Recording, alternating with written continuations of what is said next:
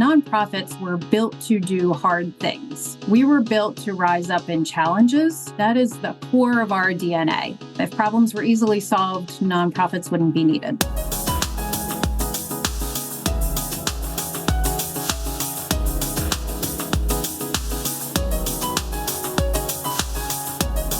Welcome to the Nonprofit Fundraising Exchange, a podcast from IPM Advancement. We believe strong nonprofits can change the world, and our goal with each episode is to bring you insightful conversations with thought leaders from the nonprofit sector. Let's get started.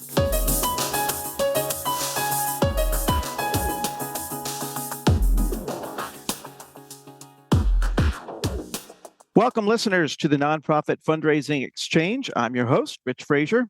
In this installment, we continue our series on the federal funding crisis and its impact on the nonprofit sector. In our first episode, we focused on the immediate chaos caused by the January funding freeze memo, an order that was issued, blocked, and rescinded within just 3 days. But those few days triggered something bigger, a wave of confusion, lawsuits, and real funding disruptions that are still playing out across the country. So what should nonprofits do in the face of all this uncertainty? While diversifying funding is a long-term goal, what can help right now is influence, making your voice heard where decisions are made. That's where advocacy comes in. It's about telling your story, educating lawmakers, building coalitions, and ensuring public policy reflects the needs of the people you serve. And even if your organization isn't federally funded, this still matters. A strong, unified nonprofit sector speaking up together can help protect critical resources and keep communities from falling through the cracks. Today's episode is all about advocacy, what it is, how it works, and why every nonprofit should be thinking about it right now. Let's meet our guests. I'm joined today by Pat Libby, consultant and author of The Lobbying Strategy Handbook and The Empowered Citizens Guide, 10 Steps to Passing a Law That Matters to You. Welcome, Pat, and thanks for joining us today. Thanks for having me again. I'm also joined by Shannon McCracken, the CEO of the Nonprofit Alliance. Hi, Shannon. Welcome to the show. Thank you. Delighted to be here. And Kendra Davenport, the president and CEO of Easter Seals. Kendra, it's great to see you. Welcome to the program. Thanks for having me. The situation is continually evolving, so I'd like to get each person's take on where things are right now from your vantage point. Given the work that you do, how do you see things from your point of view? What are some of the positive or negative signs that you're seeing? And Pat, let's start with you. Well, I guess the positive signs is that organizations and foundations are starting to come together to realize, number one, they need to understand how to lobby and engage in advocacy, which is really important because 2.5% of nonprofits, 501c3s, right now are actively engaged in lobbying. That's a startlingly low number. It's terrible. So the good news is that people are waking up and saying, okay, I need to figure out how to do this. And the other thing that is also positive is that groups are starting to understand that they need to share resources and collaborate in deep and meaningful ways. So I'm seeing both of those things. Thank you. And Shannon, you're working with nonprofits across the country. What are you seeing? Yes, and first one clarification, funding for international relief and humanitarian organizations hasn't been restored and isn't likely to be restored anytime in the near future. So that, that's more than a disruption. And, we have organizations that have lost 50-60% of their funding, their programs, their staff in the past 2 months. So I do think some of our conversation today, we just need to acknowledge there's that distinct group for which there's a very different environment now than, even some of these others that I think we're mostly focused on. Thank you. And Pat, I appreciate your points. And this could be, if we're looking for the positive, this may be the impetus, the real tipping point for organizations to recognize their ability, their permission, if you will, to participate not only in advocacy, but in true lobbying and the benefit of that, and really claim a voice there where nonprofits have been sometimes reluctant to in the past. We're seeing organizations there's a little bit of a wide divide here. Some of them are very much leaning into the innovation opportunity of the moment, where they're seeing funding risks or funding losses, either immediate or impending, and looking and saying, okay, what are some of the changes that we can make? Where do we lean into new types of fundraising or new audiences? Where do we make some investments in new technology that will better position us to be more efficient or effective? So there's that avenue that they're treating this as a reason for opportunity. And then there are other organizations that aren't choosing that or don't feel like they have that choice because they're in such a vulnerable position, because their budgets are already so lean. And even if they're able to map out and see long-term opportunities, just the decision to allocate resources or allocate staff time to something that's going to have short-term vulnerability is not a practical choice for them. And Kendra, as the leader of a national organization, what are you seeing right now? I would agree with both Pat and Shannon. I think this is a time that nonprofits, just like Easter Seals, are looking at how do we improve upon our advocacy? What can we do in terms of lobbying that might move the needle? There is a galvanizing factor to all of it. We're a federated model. We have 70 affiliates across the country. And as challenging, I think, as the environment is to work in right now, all of them are coming together, recognizing that together they are stronger. Our voice is more resonant. The chorus we're all singing is more aligned, perhaps, than it was 4 months ago. I want to go back to what you said at first, Pat, and that is the 2.5% of organizations that are actively involved in any sort of advocacy or lobbying. And I'm curious about that. Is that because we just don't know how to do it, or we don't know the difference between lobbying or advocacy? We don't know what we're allowed to do? What do you say there? And I'm going to start with Pat, but anybody can jump in and answer. So what I would say is, number one, they think it's illegal, which is wrong. It is perfectly legal. And number two, most people fell asleep during high school civics, and they have no idea how the system works, and they are intimidated by it, and they don't need to be. And I want to say, and this is not a shameless plug, because all these resources are free on my website. If you go on to patlibby.com and you click on my advocacy link, you will see videos that talk about the legal rules for nonprofit lobbying. And the lovely thing about a video is you can share it with your board of directors. So if people say, oh, I don't believe you, you can say, just watch this video. So it goes through the legal rules. I work closely with many, many national organizations that have like Alliance for Justice, Boulder Advocacy, and ACLU, and they've endorsed my books and verified that they're legal in terms of the advice that I'm giving. So I just want to assure people that this is truly legal, that nonprofits can do it. It is not scary.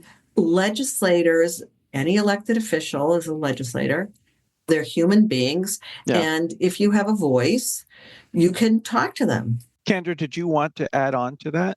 I would say it's a little bit more pragmatic than that for many nonprofits that are not in the advocacy space. If they're service providers or if they're program centric, advocacy is on the corner of the desk.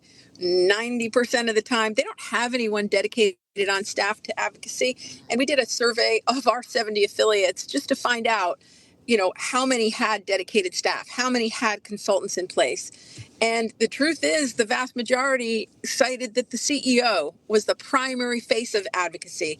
So I think a lot of nonprofits absolutely concur that many don't understand where to begin. It isn't an overstatement to say people don't understand how the government works. And I'll give you an example. Years ago, I was working for an international organization based in sub-Saharan Africa that did a lot of health and human services, went over during the Ebola crisis, came back, absolutely flabbergasted that the United States wasn't doing anything. And we had a direct line to Obama at the time. We were an African-led, African-founded American nonprofit, and we could not move the needle. I felt so inept it really was the impetus for me to go and get a master's in policy at Georgetown, because I thought, I'm smarter than this, and yet I don't know what the secret handshake is. I don't know how to infiltrate even connections that have tremendous influence. So I think there's that. And once you start really working on advocacy and lobbying, you realize it's a lot more base than that. It's conversations, it's getting to know people, it's having your name and your nonprofit's mission front and center, easily understandable. It's making sure your legislators know who you are, know what zip codes your offices are in, know how many people are employed in their state, and know why your mission is viable.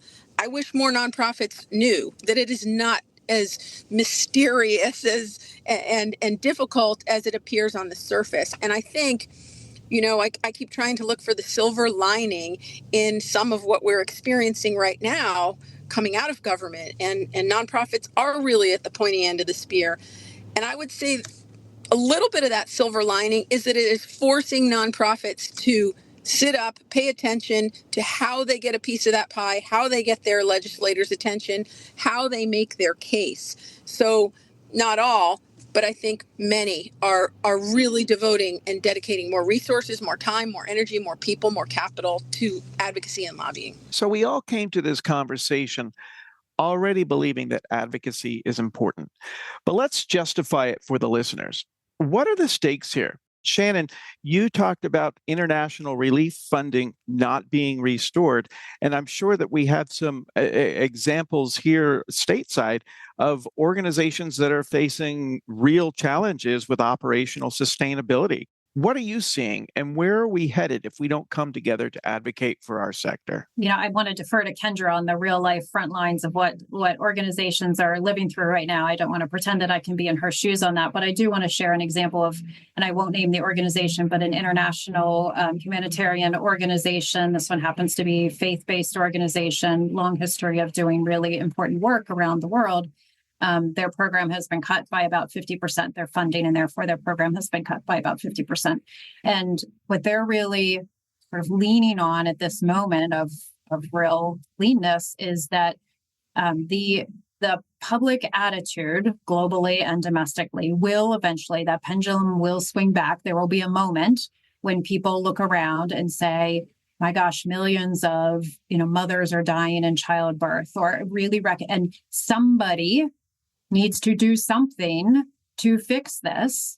And who are they going to turn to but the nonprofit sector? Because that is always where the social safety net has been. Right. And at that moment, it is important for the organizations that have the expertise, the boots on the ground, the network, the relationships. It is important that they still have their doors open and are able to pick up and do the work again when they have the support and the resources to do so. So there is some of this, there's this reckoning moment of, yes, in the short term, and undetermined how long the short term will be, our programs are going to look very different. Our footprint's going to look different. We need to make some really hard decisions about what programs happen and which ones don't, where there's still power to do that.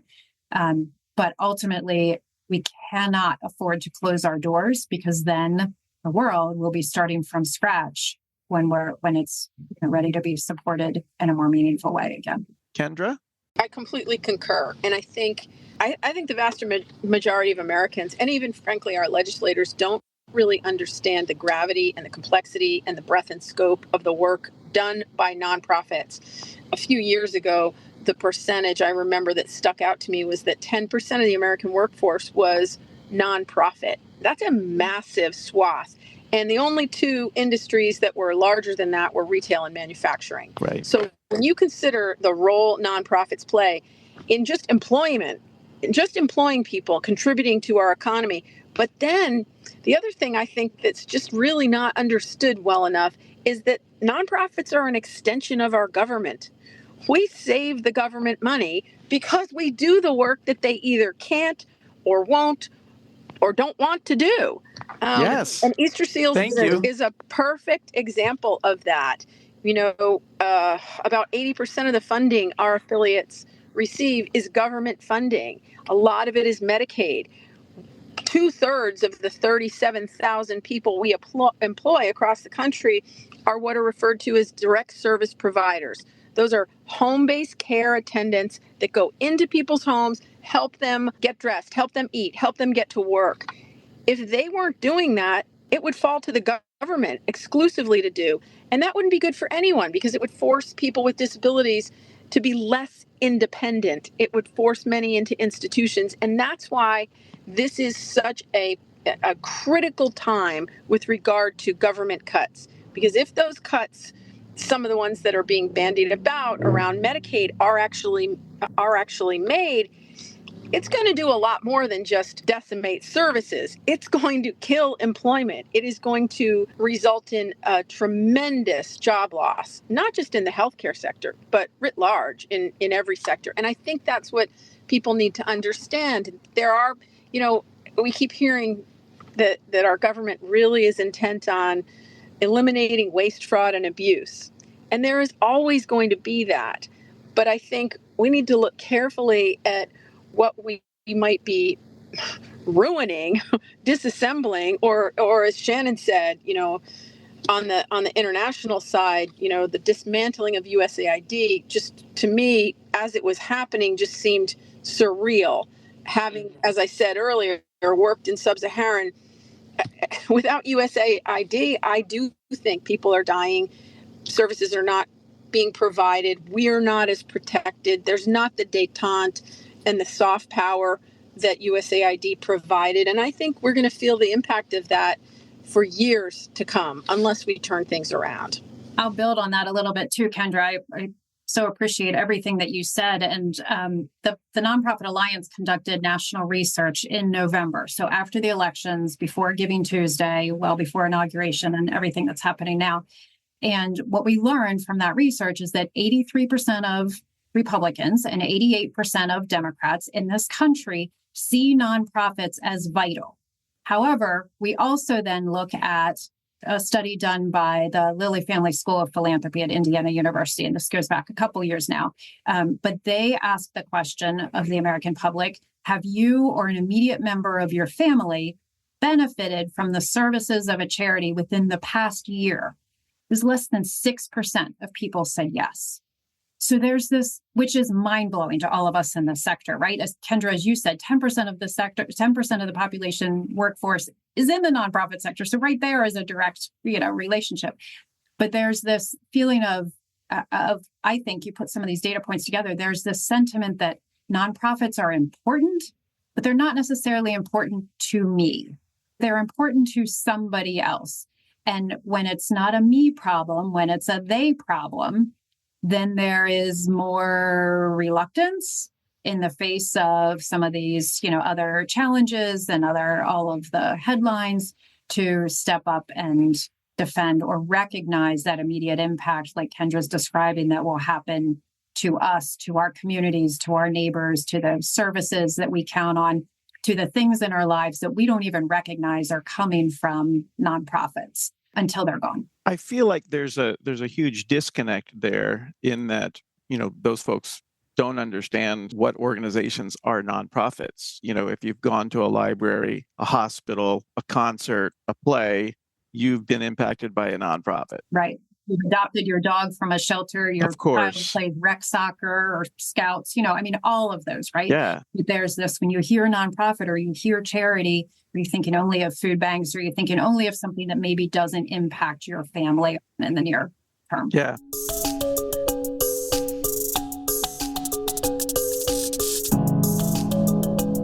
Hi, this is Curtis Schmidt, producer of the Nonprofit Fundraising Exchange. If you're a nonprofit professional who has questions about your program, or maybe you feel like you've taken your advocacy, fundraising, or membership effort as far as you can and you need some fresh ideas, then we have a special offer for you today. NPFX podcast listeners can get a free 30-minute consultation with IPM Advancement, no strings attached, when you go to ipmadvancement.com/free. Just enter a few details and an IPM team member will contact you to follow up. It's that easy. That website again is ipmadvancement.com/free. Thanks for listening, and we hope to talk to you soon. Now let's return to the episode.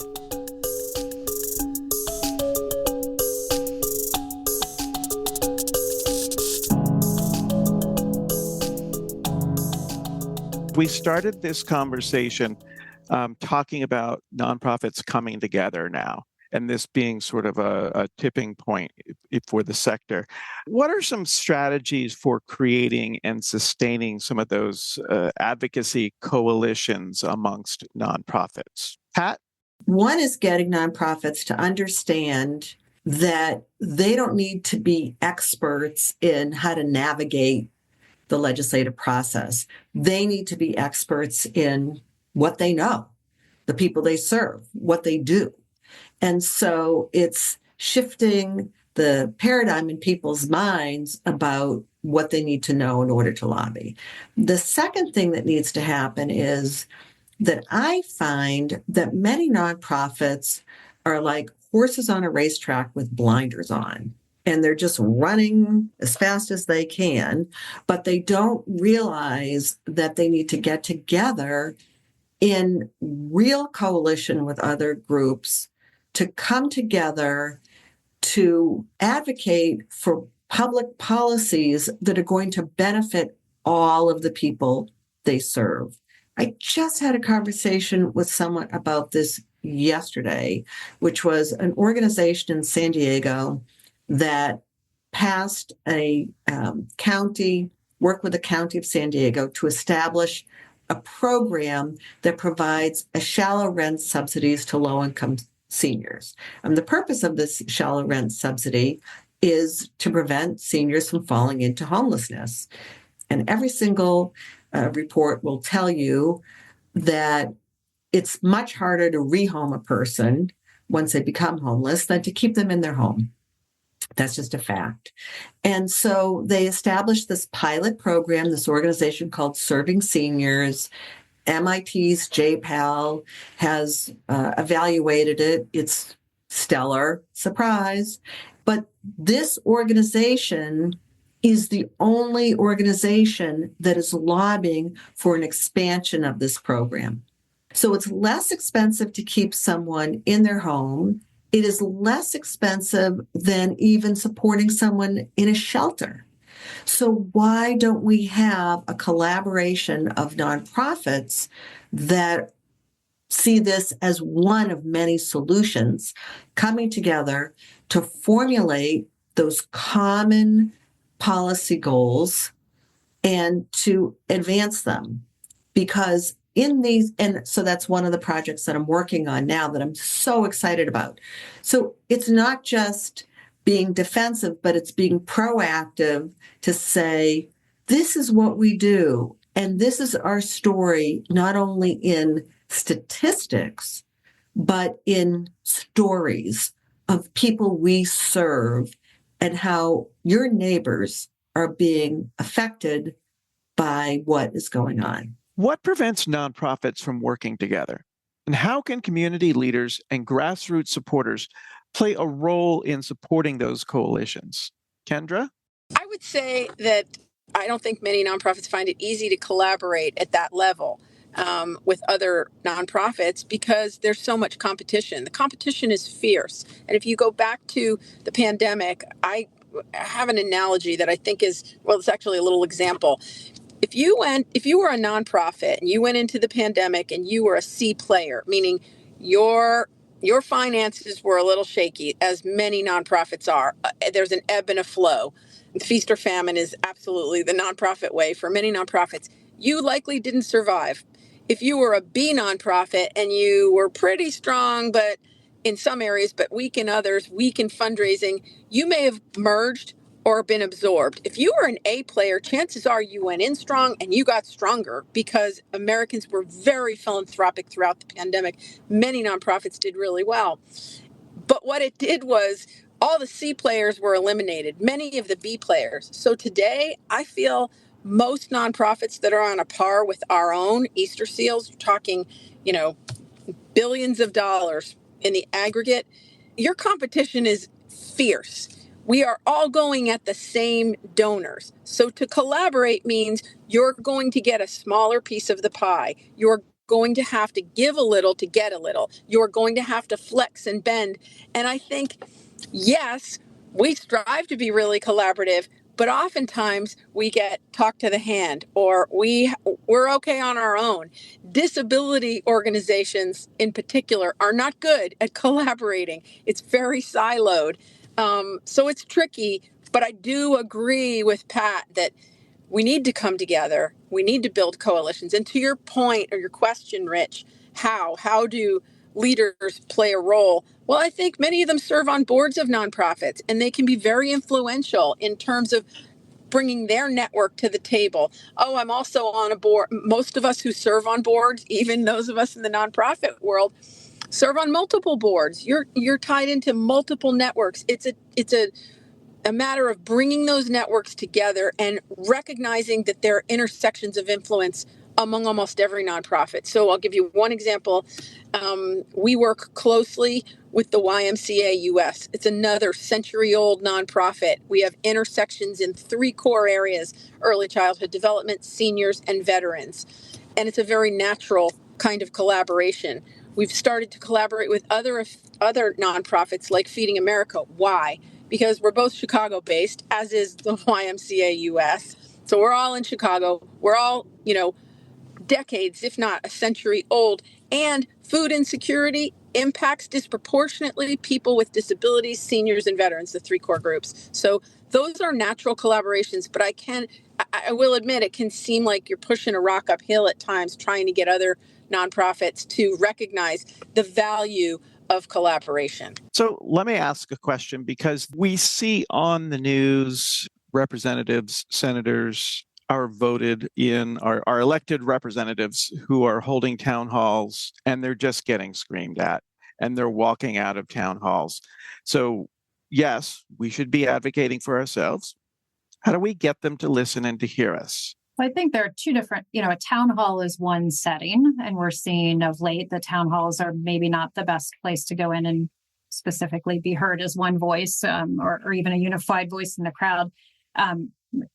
Politics are local. So whether you're working through, and there's going to be a lot more pressure or a lot more opportunity for state legislatures to influence what happens with nonprofits in their state now that federal is pushing some of that responsibility down.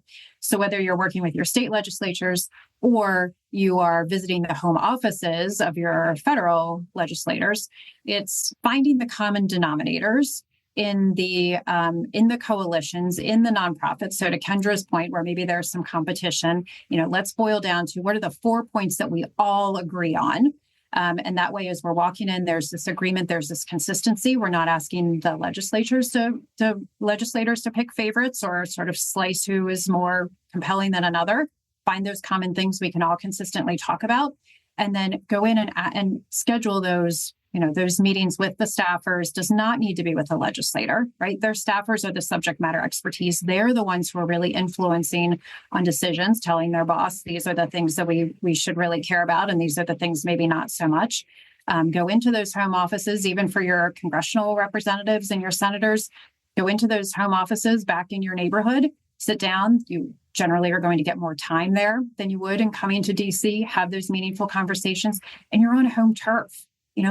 Bring them to, if you're an organization where you can show the programs that are happening, bring them there. Really, it's that relationship building. I think one of the challenges, and it comes back to the numbers that Pat has shared, that so few organizations relatively have started the process, that now we're starting it in a moment of crisis. Yeah. So that's where we are. But in an ideal world, we start building that up, that we're friendly, we're making hay when the sun shines, like we're on good terms all the time. And then when there's a need, we have those relationships, we get in the door, and, it's a little bit less of an uphill battle.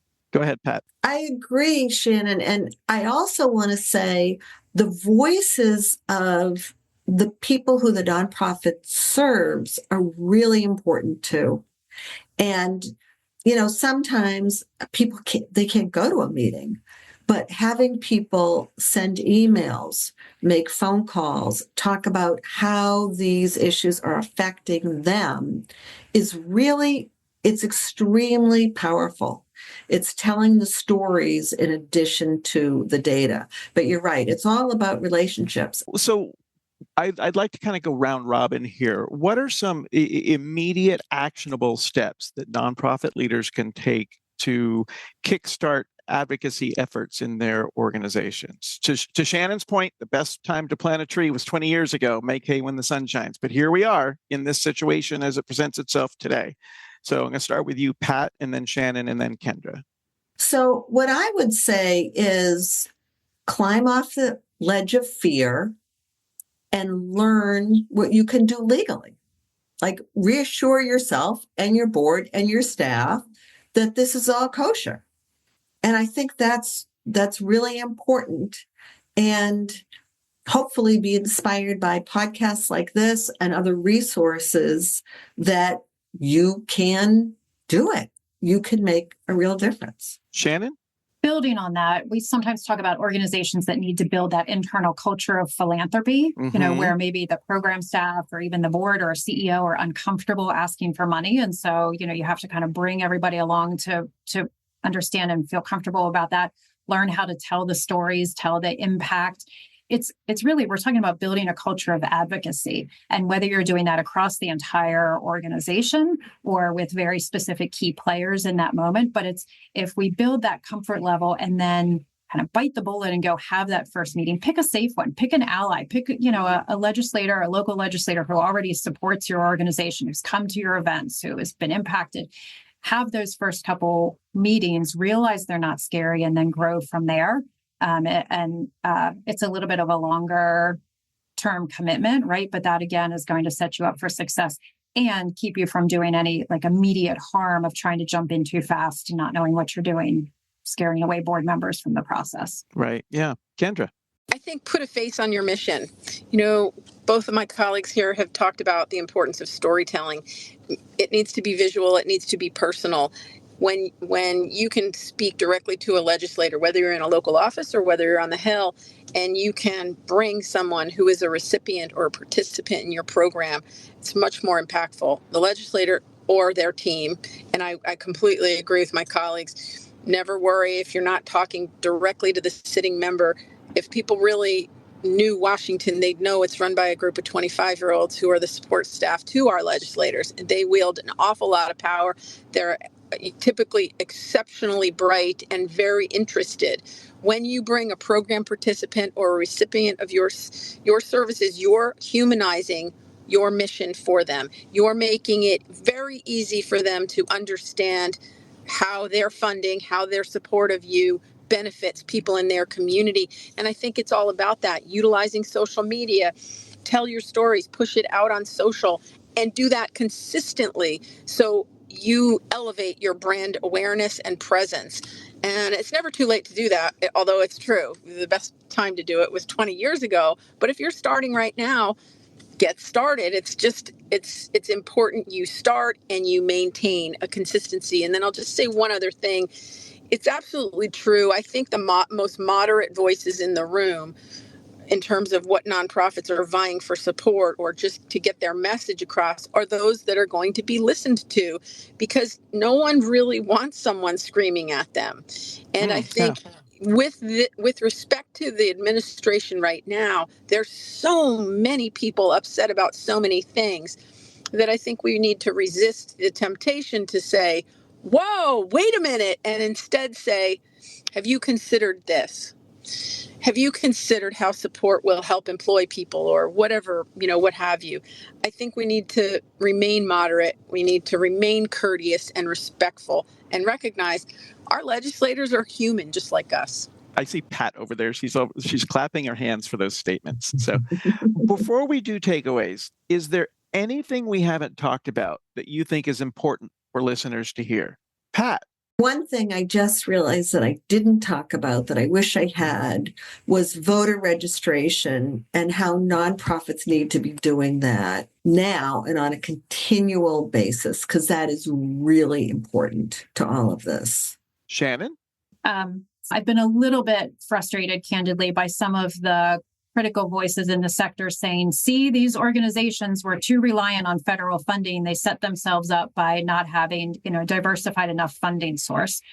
And these are probably some of the same voices that were critical of nonprofits who were, quote, over-reliant on event income from walks and runs and plunges at the start of COVID when everything got cut off overnight, and or too critical of organizations that are reliant on major gift donors, because then the stock market tumbles and those gifts dry up very quickly. And so there's always going to be vulnerability. Lots of organizations are over-indexed one way or another because there are only so many funding sources.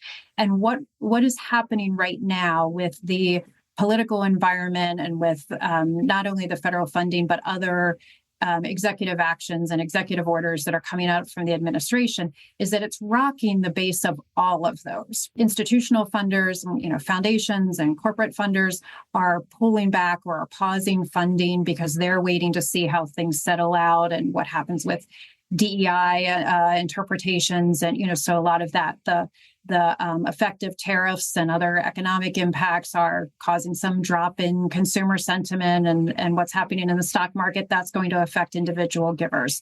Some of the statements that are really seeking to undermine trust in nonprofits, or NGOs is the term that's being broadly applied, that's affecting everyday givers, or could affect. We don't have that data yet. So federal funding is one part of this, but it's why advocacy is so important right now, not only about educating and activating our electeds around us, but it's the whole public perception piece. Advocacy can start with op-eds. Advocacy can start with, conversations within community meetings and our chambers of commerce. And, it doesn't all have to happen within Capitol office buildings. Wow. Shannon, you just created a whole other episode here. I mean, I am working with nonprofits that are worried about their 501c3 status because of who they serve. Absolutely. And we have clients that are looking at the loss of corporate sponsorships for events because of how they serve DEI. And those corporate sponsors are taking their cues from Washington. So that's a whole other episode. But it's almost time for us to go. Before we do that, I want to ask each of you, what is one thing that you want listeners to take away from this conversation? It can be something that we've talked about or something that we haven't talked about. I'm going to start with Pat. I think the most important thing is, A, that people are not alone. We're a community of people who care. And I think that is something that I really want people to take away, because these are extraordinary times and it's really effing scary. And there are resources out there. There are resources through Shannon's organization. As I said, there are free resources on my website. There are resources through Alliance for Justice and all kinds of organizations. So you're not alone, and we're in this together, and we're not going to roll over and play dead, because we don't do that. Damn straight. Thanks, Pat. Shannon? I'll amplify that last point, which is, and this is something that I've been saying at a lot of our events and our meetings as well, is that nonprofits were built to do hard things. We were built to rise up in challenges. That is the core of our DNA. If problems were easily solved, nonprofits wouldn't be needed. They would be solved by other entities. And so it doesn't mean that it isn't hard. It doesn't mean that it isn't going to impact the footprint and the impact. It doesn't mean that there aren't really hard decisions that have to be made that affect lives of the people we serve and the people we employ. And so acknowledging all of that. But we are built to do hard things. We just have to do things in ways that are different than what we've done before. And as soon as we open up our options to that, suddenly there's a more clear path. Kendra? I would say that Americans continue to be the most philanthropic country on the planet. And I don't think what's going on in Washington is really going to change that. What I think needs to change, though, has to be the level of understanding that people have about the work nonprofits do. It pained me when a few weeks ago nonprofits were painted out to be, they were really vilified. And I think the exact opposite is true of the vast majority of nonprofits in the United States. And I forget which one of my colleagues said it earlier, but every one of us is touched by a nonprofit every single day. We just don't know it. Yeah. It's incumbent upon people who really want to help nonprofits to learn about them, go to their websites, do the work, sift through and past perhaps the disinformation that is coming out of different channels in the media, and really understand what it means to be a nonprofit, what those missions mean to our communities across the nation. And therein lies the importance of advocacy, not just for our elected officials, but for our neighbors. Hey, I want to thank you again, Pat Libby, Shannon McCracken, and Kendra Davenport, for all of your contributions to the show today. Where can people find you? Pat? At patlibby.com. Shannon? At tnpa.org. And Kendra? Easterseals.com. It's been such a great conversation. Thank you again for being here with us. Thanks again to our producer, Curtis Schmidt, and thank you to you, our listeners, for tuning in. We'll see you next time on the Nonprofit Fundraising Exchange. That concludes this episode of the Nonprofit Fundraising Exchange. Thanks to our panel for sharing their insights and expertise. If you'd like to learn more about our panel members or any of the organizations or resources featured in this episode, we will include links in the show notes. If you like this podcast, we would love your help spreading the word. First, please subscribe in Apple Podcasts, Spotify, or your favorite podcast app so you always know when a new episode is released. Second, forward the episodes you like to friends and colleagues or share them on social media. Word of mouth is one of the best ways you can help us reach more nonprofit professionals like yourself. And if you use Apple Podcasts or Audible, please leave us a review. Positive reviews are how many listeners decide whether or not to try out a new podcast. We appreciate your help. For suggestions on topics, guests, or nonprofit organizations you'd like to hear on the podcast, send an email with the subject heading NPFX suggestion to contact@ipmadvancement.com. For back episodes and more resources like white papers, infographics, and blog articles, please visit the free IPM Advancement Nonprofit Resource Library at ipmadvancement.com/resources. Thanks for listening, and we'll see you next time.